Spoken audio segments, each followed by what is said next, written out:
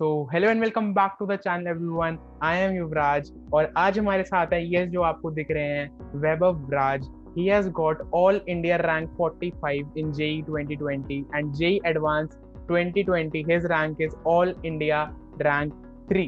Yes, you heard it right. He is the topper of the nation. All India rank 3 in JEE Advanced. आप लोगों की बहुत ज़्यादा request आ रही थी कि JEE Advanced की एक स्ट्रैटेजी वीडियो बना दो for 21 students as well as जो अभी 11th-12th में आए उनके लिए भी। तो मैंने सोचा मैं वीडियो बनाऊं, उससे अच्छा क्यों ना हम खुद टॉपर को लेके आए, वो आपको बेस्ट पॉसिबल में गाइड कर सकते हैं। उन्होंने खुद किया हुआ है, he has done it, he has achieved it, तो वो आपको डेफिनेटली कर सकते हैं। So hello Vaibhav, how are you? Yeah, I'm great. How are you doing? I am good. So are you pumped for the session? आप क्या खुश हो अपनी अचीवमेंट और अपनी स्ट्रैटेजी लोगों को बताने के लिए? बिल्कुल, मैं तो चाहूंगा कि मैक्सिमम लोगों का हेल्प हो और ये फिर जो मेरे साथ सिचुएशन हुआ था पोस्टपोनमेंट वगैरह का वो फिर दोबारा आइटरेट हो रहा है, तो फिर मैं ऑब्वियसली चाहूंगा कि इस बार लोग मतलब वैसे ट्रबल में ना फंसे जैसे कि हम लोगों के बैच में बहुत सारे लोग फंस गए थे। यस, जो मिस्टेक्स आपने करी हो ये लोग ये मिस्टेक्स ना करें। तो बिना किसी देरी की चलो फिर सेशन को करते हैं स्टार्ट।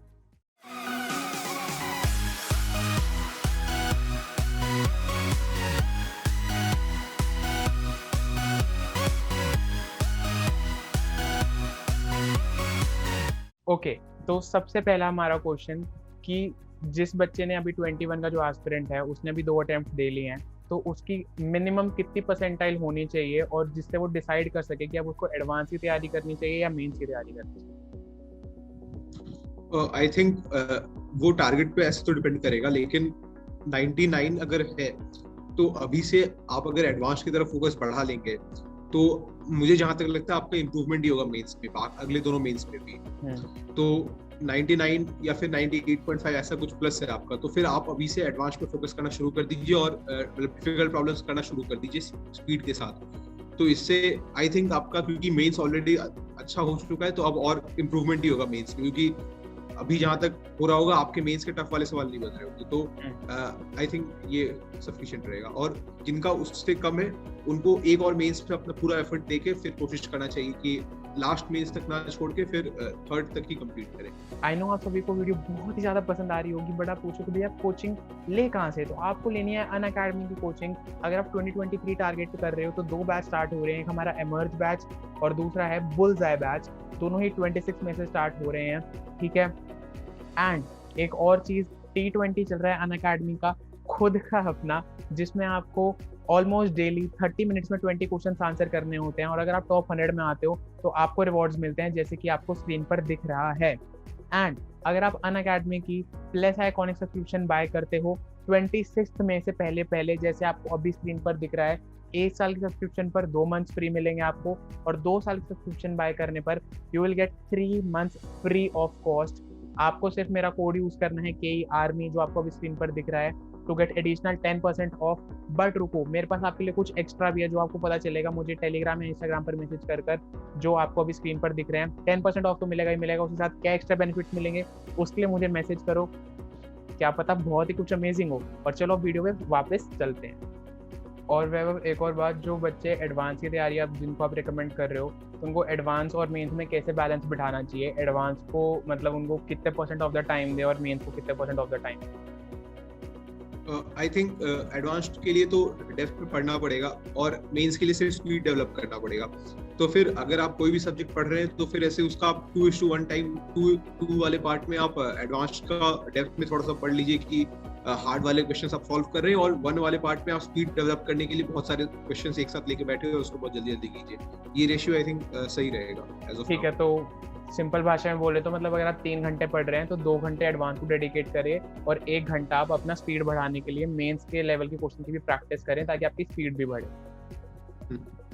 ठीक है, next question, books to follow. कौन सी बुक्स हैं जो जिनसे मेंस में तो काम चल जाता है बट एडवांस के लिए कौन सी बुक से पढ़ना चाहिए? फिजिक्स, केमिस्ट्री, मैथ्स, तीनों का प्लीज डिटेल में बताना, और कोई और रिसोर्स भी हो बुक से हटके जहाँ पे आपने फॉलो किया हो तो वो भी शेयर। सबसे पहले मैं बता दूं कि मतलब और रिसोर्सेज में मॉक टेस्ट तो ऑब्वियसली बहुत जरूरी है, और एडवांस का टेस्ट आपको तभी आएगा और पता चलेगा कि क्या डिफरेंट है मेन से जब आप मॉक ट्राई करेंगे, तो वो एक एसेंशियल पार्ट है। उसके बाद बुक्स की बात करें तो फिजिक्स में तो जैसा मैंने पिछले वीडियो में भी डिस्कस किया, तो बेसिक बुक्स आपने कर लिए होंगे, तो आई थिंक अभी ये टाइम होगा कि आपने जो भी बुक्स किए होंगे उनमें से जो हार्डर वाले क्वेश्चन है उनकी तरफ आप प्रोग्रेस करें। और आई थिंक मोस्ट बुक्स में ऐसे होते हैं, और अगर नहीं होंगे तो भी आप मतलब अरिहंत वगैरह के जो बुक्स हैं फिजिक्स के या फिर मैथ्स के, उनमें आई थिंक हार्डर प्रॉब्लम्स वाला जो सेक्शन होता है आपका बचा होगा, तो फिर वो कर लीजिए। बट फिर भी मतलब एक बार हमें नाम बोलने हो बुक्स के, तो पीसीएम का प्लीज एक बार नाम बता दीजिए बुक्स। हाँ, तो फिजिक्स और मैथ्स में वही है कि सिंगे जी या अरिहंत आपने जिस भी सीरीज को फॉलो किया अभी तक उसको, या अगर आपका एक सीरीज कंप्लीट हो गया तो आप दूसरे कुछ बुक्स को जो आपके वीक टॉपिक्स है उनको कंसिडर कर सकते हो, उसके प्रॉब्लम्स को सॉल्व करना। इजी वालों को विद स्पीड और हार्ड वालों को एज प्रिपरेशन हो जाएगी एडवांस्ड। और केमिस्ट्री के लिए तो आई थिंक फिजिकल केमिस्ट्री के लिए प्रैक्टिस कीजिए, और उसके लिए अगर आपको हार्ड प्रॉब्लम चाहिए तो उसके लिए वो advanced problems in physical chemistry bye Neeraj Kumar sir की बुक है, तो वो आप प्रेफर कर सकते हैं। लेकिन मे बी वो आपको थोड़ा सा ज्यादा हाई लेवल लगे तो फिर अगेन आप सिंगेज की बुक्स को यूज कर सकते हैं। और इनऑर्गेनिक और ऑर्गेनिक में तो आपको प्रैक्टिस करना है, तो उसके लिए वही जो यूजुअल बुक्स होते हैं, जैसे ऑर्गेनिक में एमएस चौहान का जो एडवांस्ड वाला वर्जन है वो यूज करिए, और इनऑर्गेनिक में नोट्स पढ़ते रहिए। नोट्स कहाँ से बनाए इनऑर्गेनिक, क्योंकि मेंस में तो हमारा इनऑर्गेनिक एनसीईआरटी से काम चल जाता है, तो एडवांस के लिए इनऑर्गेनिक कहाँ से पढ़ना है? एडवांस के लिए भी एनसीईआरटी से काम चल जाएगा पूरा ब्लॉक केमिस्ट्री, और मतलब जो भी ऐसे मतलब डायरेक्ट डेटा याद रखने वाला पार्ट है, उसके अलावा जो बेसिक्स वाला पार्ट है उसके लिए केमिकल बॉन्डिंग वगैरह का नोट्स, अभी नोट्स बनाने से बेटर रहेगा कि आप उस बुक को ही 2-3 बार पढ़ लें। तो फिर उसके लिए जैसे जेडी ली का जो इंडियन वर्जन है बाय सुदर्शन गुहा सर विली का, वो यूज कर सकते हैं। ओके, ठीक है। और उसमें आई थिंक अभी बहुत सारे न्यू प्रैक्टिस प्रॉब्लम्स भी ऐड हुए हैं, तो फिर मतलब बहुत ज्यादा उसमें स्पीड भी गेन कर पाएंगे। ठीक है, तो अगर कोई बच्चा पूछे कि हमने मेंस तक भैया फोड़ दिया है, अब एडवांस के लिए हमें क्या एक्स्ट्रा चीज़ें चाहिएगी, अपने अंदर क्या ऐसी कैपेबिलिटी चाहिएगी, या क्या एक्स्ट्रा अपने शेड्यूल में ऐड ऑन करना पड़ेगा जिससे हम वो एडवांस का लेवल अचीव कर सकें, तो वो एक्स्ट्रा क्या करना पड़ता है मेंस से, वो बताइए। मेंस में प्रॉब्लम्स जो इजी वाले होते हैं वही मैक्सिमम पॉपुलेशन में होते हैं, तो फिर इसलिए स्पीड वहाँ पे इस सेंस में मैटर करता है कि आपको इजी वाले बहुत जल्दी निपटाने होते हैं। लेकिन एडवांस में जो यही इजी वाला जो लेवल है ये बढ़ जाएगा और उसको आपको स्पीड में करना होगा। तो फिर अभी इसके लिए बेस्ट रहेगा कि आप अपने कंफर्ट जोन से बाहर निकल के जो आपके लेवल से ऊपर वाले जो प्रॉब्लम्स है उनको करना शुरू कीजिए with speed. I think advance में मोस्ट पीपल पूरा पेपर अटेम्प्ट नहीं कर पाते, पूरा पेपर पढ़ नहीं पाते, पूरा पेपर देख नहीं पाते। तो अगर आप अपना टारगेट ये बनाएंगे कि आप पूरे पेपर को एक बार कम से कम देख ले, तो या फिर जैसे मल्टीपल करेक्ट आंसर्स में से अगर आप पार्शियल्स भी ले पाते हैं तो फिर that will be very beneficial. अच्छा, तो उसके लिए एक्स्ट्रा हमें क्या करना है? एक्स्ट्रा हमें ये करना है कि हमें अब हार्ड लेवल की प्रॉब्लम्स लगानी है, हमें कंफर्ट जोन से बाहर निकल के, उससे ही फायदा होगा। हाँ बिल्कुल, ठीक है। तो अगर हमें कोई डिसेंट आईआईटी में कोई डिसेंट ब्रांच चाहिए हो, मतलब हमें बस हमारा सपना हो कि हमें तो बस आईआईटी जाना है, हमें ये नहीं कि हमें टॉप 100 ही पहुंचना है, हमें बस आईआईटी में कोई ब्रांच चाहिए, तो उसके लिए हमें अराउंड कितने महीने की प्रिपरेशन से हमारा हो जाएगा, या फिर हमें कितने अराउंड एटलीस्ट लाने पड़ेंगे जनरल कैटेगरी में अगर हमें किसी आईआईटी में किसी भी ब्रांच में पहुंचना हो? देखिए, जैसे मैं आपको यहाँ सीएस का ही बताऊँ तो यहाँ पे लाइक आईआईटी बॉम्बे सीएस है, तो फिर obviously the highest cut off होता है। हाँ। तो यहाँ पे जैसे लास्ट ईयर 380s के टोटल 380s में अराउंड 280 था या 290 था कट ऑफ। तो ओवरऑल आई थिंक मतलब सभी ब्रांचेस, या फिर आपको अगर ड्रीम है कि कोई भी ब्रांच मिले किसी अच्छे रिस्पेक्टेड आईआईटी में, तो फिर उसके लिए आई थिंक 180 और something I think should be enough. तो फिर उसके लिए लाइक फॉर एग्जांपल अगर आप स्पीड पे फोकस करें तो आई थिंक वो वाला जो मार्क है वो बहुत इजीली रीचेबल है with the knowledge with which आपने मेंस फोड़ा है। तो फिर स्पीड पे मोस्टली फोकस करना है। ओके, तो 180 अगर हम क्रॉस करते हैं तो हमें किसी रिस्पेक्टेड आईआईटी में कोई ब्रांच हमें मिल जाएगी। या I think the more popular ones ही मिलेंगे। ओके, और ठीक है, हमने ये बात कर ली कि मेन से उठ के एडवांस लेवल तक कैसे पहुंचना है, 180 के आसपास जाना है। बट अब वो 180 से जैसे हम 380 तक आपने बोला, तो 180 से 280 तक मतलब वो टॉप 3 में आने के लिए उसमें क्या एक्स्ट्रा करना पड़ता है जो बाकी हर कोई नहीं करता, सिर्फ वो ऊपर के 3 बच्चे करते हैं?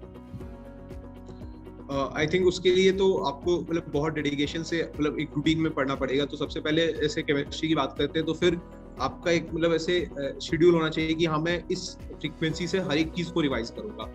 क्योंकि बहुत सारी चीजें याद रखने वाली है, तो आपको एकदम बहुत ज्यादा डिसिप्लिन के साथ उसको मतलब कभी मिस नहीं होने देना होगा। इसके अलावा मैथ्स की बात करें तो again I think for me and for most of the people maths सबसे ज्यादा टाइम लेता है ड्यूरिंग द एग्जाम, तो उसके लिए आपका स्पीड एकदम अल्टीमेट होना चाहिए। और फिजिक्स के लिए आई थिंक इंट्यूशन बहुत जबरदस्त होना चाहिए। तो अगर इन दोनों का स्पीड और इंट्यूशन दोनों को पाने के लिए problem practice he like the only way है।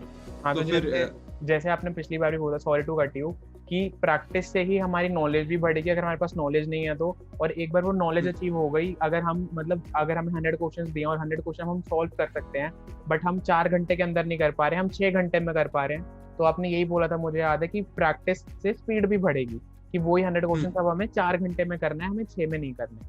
सो प्रैक्टिस में एक मैन परफेक्ट वाले क्लीशे है थोड़ा, बट दिस इज रियल और this is very much beneficial, right? Yes, ठीक है। तो अब बात करते हैं जो अब थोड़े 11th-12th में अभी आए हैं, जो जिनका भी सपना है कि भैया IIT बॉम्बे CSE जहाँ आप बैठे हो हमें भी पहुंचना है, तो कहाँ से पढ़ें और कौन सी कोचिंग ज्वाइन करें? अभी ऑफलाइन है, अगर हम ऑफलाइन नहीं जा पा रहे हैं तो कोचिंग कैसे करें? कोचिंग लें भी या नहीं लें? कुछ लोग सेल्फ स्टडी के भरोसे चलते हैं, तो वो आप बताइए। कोचिंग लिया नहीं ले ये तो डिसिप्लिन पे बेस्ड है, और I think for most of the people अगर वो डिसिप्लिन है और अगर नहीं भी मेंटेन कर पाते हैं तब भी कोचिंग विल ऑब्वियसली हेल्प। तो आप कोचिंग लेना प्रेफर कर, मतलब I think you should consider taking some kind of coaching. और अभी जैसे most of the coachings online पे शिफ्ट हो गए हैं, तो मैं तो ऐसे मैंने खुद एलन को फॉलो किया है, तो ऑब्वियसली मैं उसके बारे में बहुत अच्छे से जानता हूँ। इसके अलावा अनअकैडमी भी बहुत पॉपुलर है, तो आप इनमें से किसी को भी यूज कर सकते हैं। इट्स जस्ट अबाउट कि आपको वो शेड्यूल बहुत अच्छे से फॉलो करना है, कीन होके।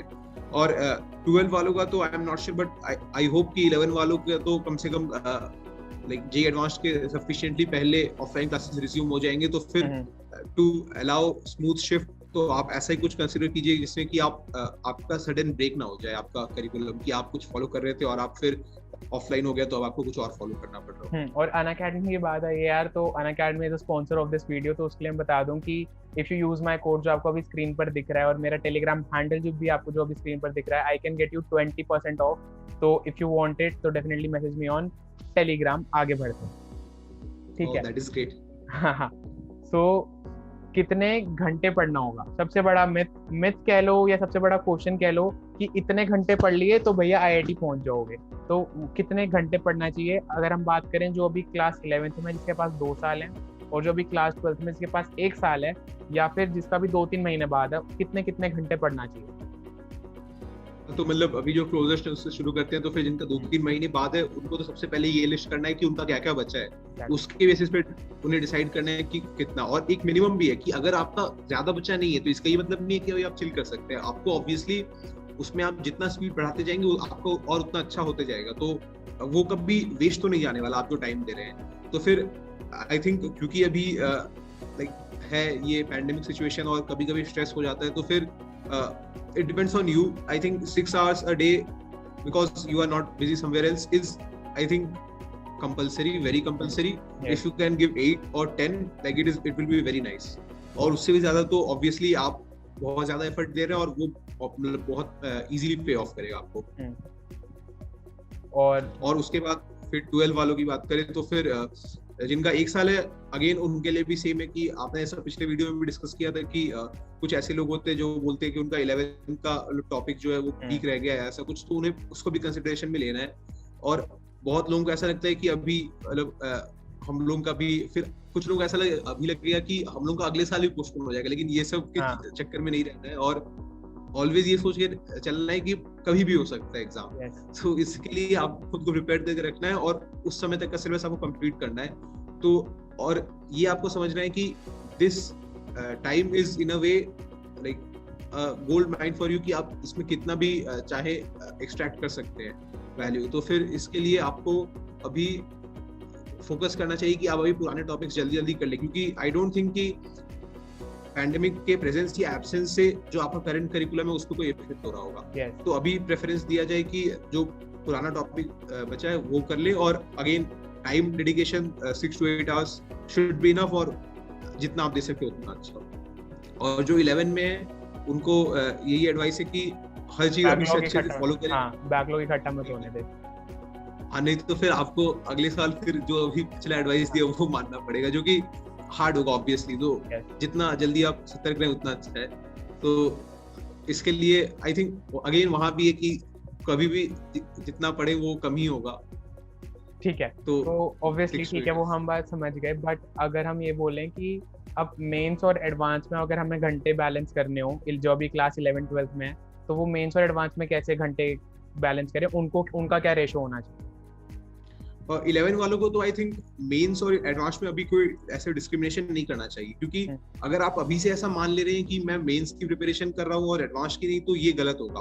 वो आपको ग्रेजुअली गेज करना है कि आपका मतलब कैसा लेवल ऑफ प्रिपरेशन है। तो अभी से अगर आप फोकस करके चलिए कि मैं एडवांस करूंगा, तो आई एम प्रीटी श्योर कि आपका 12 के एंड आने तक मेंस ऑलरेडी कॉन्फिडेंट रहेगा। तो फिर अभी आप एक मतलब ऐसा थॉट प्रोसेस लेके चलिए कि हाँ मुझे एडवांस के लिए प्रिपेयर करना है और मेंस अपने आप उससे हो जाएगा।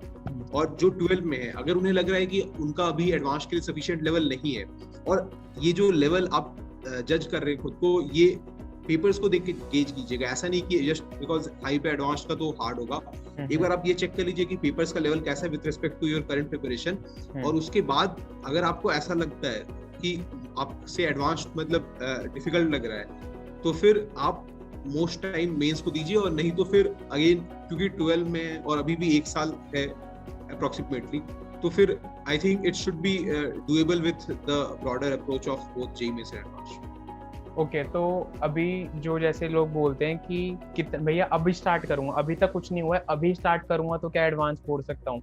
तो मतलब क्या ये मिनिमम टाइम है कि मतलब जो बंदा मान लो 0 पे खड़ा है, उसने अभी तक कुछ नहीं पढ़ा, तो उसे बोर्ड लेवल का आता है, तो कितना मिनिमम मंथ्स है कि इतने मंथ्स तो चाहिए? क्योंकि आईआईटी भी खेल तो नहीं है, obviously you have to put in the work, you have to put in the effort.